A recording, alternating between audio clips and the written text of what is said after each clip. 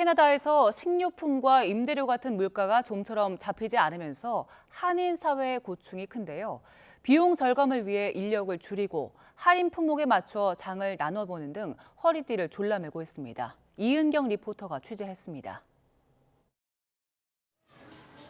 고양이 얼굴에 발과 꼬리까지 달린 로봇이 좁은 복도를 오가며 음식을 나르고 손님들은 직원을 부르는 대신 무인 단말기를 이용해 직접 음식을 주문합니다. 7년째 식당을 운영하는 스티브 김 씨는 이처럼 최근 직원을 줄이고 주문과 서빙에 자동화 기술을 도입했습니다. 인건비와 식자재 매입, 관리 비용이 우크라이나 전쟁 이후 나날이 늘면서 지출을 조금이나마 줄이기 위해서입니다. 올해 3월, 4월 이후부터 바로 체감 경기가 굉장히 나빠지는 것을 느끼게 되었습니다. 물가가 당연히 올랐고요. 그리고 인건비도 사람을 구하지 못하다 보니 좀 더 많은 돈을 주어야만 사람을 구할 수 있는 상황이 되었습니다. 경제 한파를 체감하는 건 고용주뿐만이 아닙니다. 직장인 김기수 씨는 바쁜 와중에도 장을 2번 이상 나눠서 봅니다. 한인 마트에서는 이곳에만 있는 품목을 사고 다른 물건은 할인하는 곳을 찾아다니는 겁니다. 박스 형식으로 돼 있는 과자들 있잖아요. 그런 게 원래 하나에 한 5.99 이랬었는데 지금 거의 한 10불 가까이 하는 것 같아요.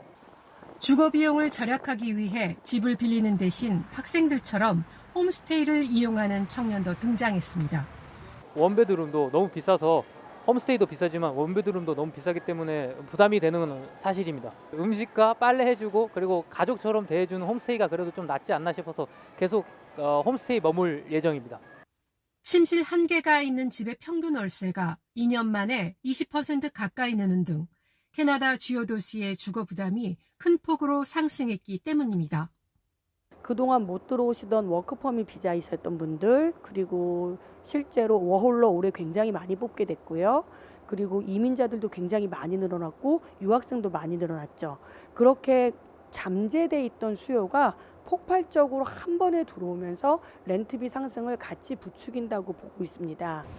캐나다의 물가 상승률은 지난해 2월 약 39년 만에 최고치인 8.1%를 기록한 이후 점점 하락하고는 있지만 여전히 캐나다 은행의 목표치인 2%를 크게 웃돌고 올해 4월에는 깜짝 상승세를 보이는 등 좀처럼 안정되지 않고 있습니다.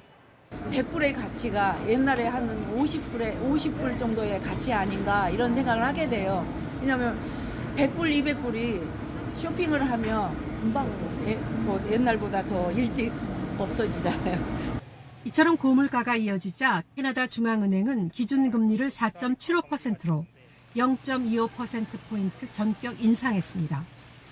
2001년 4월 이후 22년 만에 가장 높은 수치입니다. 당국은 금리 인상 등의 효과로 올여름 안에 물가 상승률이 약 3%로 둔화할 것으로 기대한다고 밝혔지만 서민층의 체감 경기가 얼마나 나아질지 아직은 미지수입니다. 캐나다 밴쿠버에서 YTN 월드 이은경입니다.